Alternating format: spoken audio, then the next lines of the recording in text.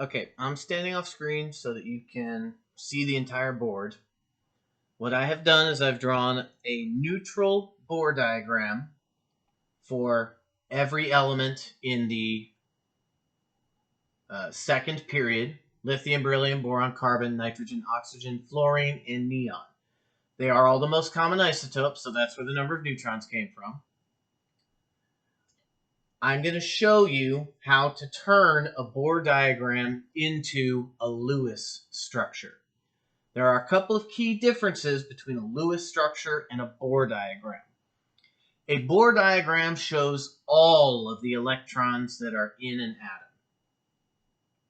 But when we start talking about Lewis structures, when we start talking about how bonds actually form, especially in Unit 2, drawing out Bohr diagrams gets very cumbersome very quickly. Just from the homework assignment, drawing 8 of them can take a little while. So we have Lewis structures, which we use instead when we need to save space and time. So first off, in the center of a Lewis structure is always going to be the element symbol. No matter what element it is, you always have the element symbol in the center.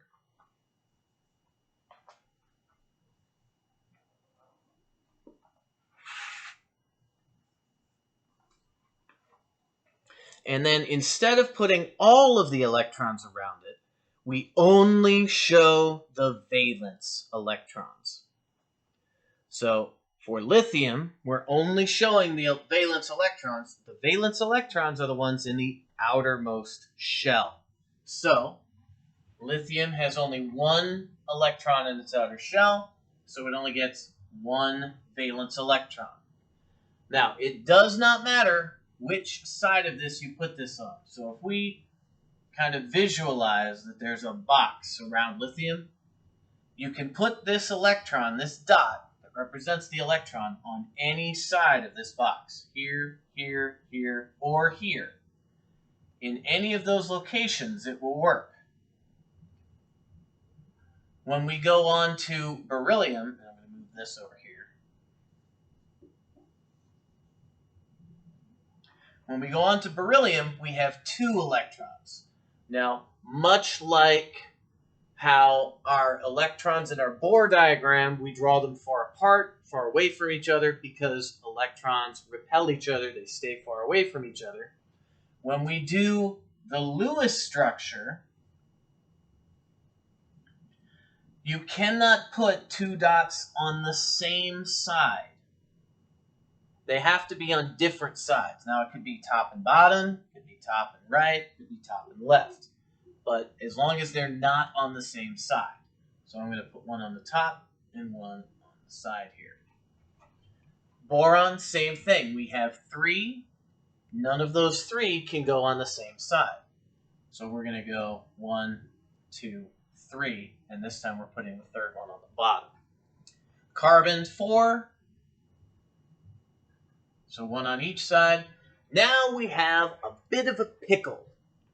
Nitrogen has 5 valence electrons, but our box only has 4. So what you do is you put 1 on each side, and then, and only then, only after there's 1 electron on every side, can you start to pair electrons up. This will become extremely important when we start doing bonds next semester. So, next unit. That's unit 2, not semester 2. So we'll put a second one up here. This pair of electrons is called a lone pair. And like I said, we'll talk more about what that means next unit, in unit 2. So then we have oxygen. Oxygen has 6, so we go with the same pattern. We put 1, I didn't do this. Put 1 on each side. We still need 2 more, so we're going to add a second one to 2 of the 6, 2 of the 4 sides. Then we have fluorine, which is 7, so it'll have 3 pairs with one by itself. And neon, a noble gas, is going to have 2 on each side because it has 8 valence electrons. This pattern holds true for every element in groups 1, 2, 13, 14, 15, 16, 17, and 18. So groups 1, 2, and 13 through 18. It does not work for the transition metals.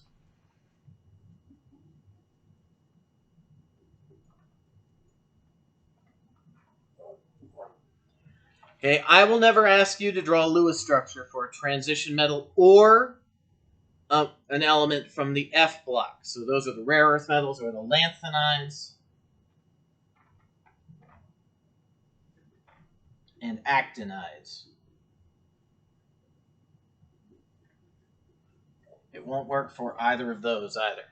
This is a trick that only works on atoms whose outer subshell is S and or P. And again, we'll talk about that when we get to electron configuration after the test. There is one element, and only one element, that breaks this rule that you have to know, and that is helium.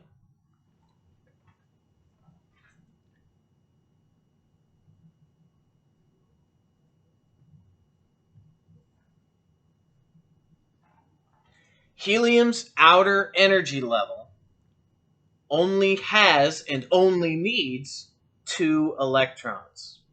So a proper Lewis structure for helium is going to have those 2 electrons paired up. That's an M.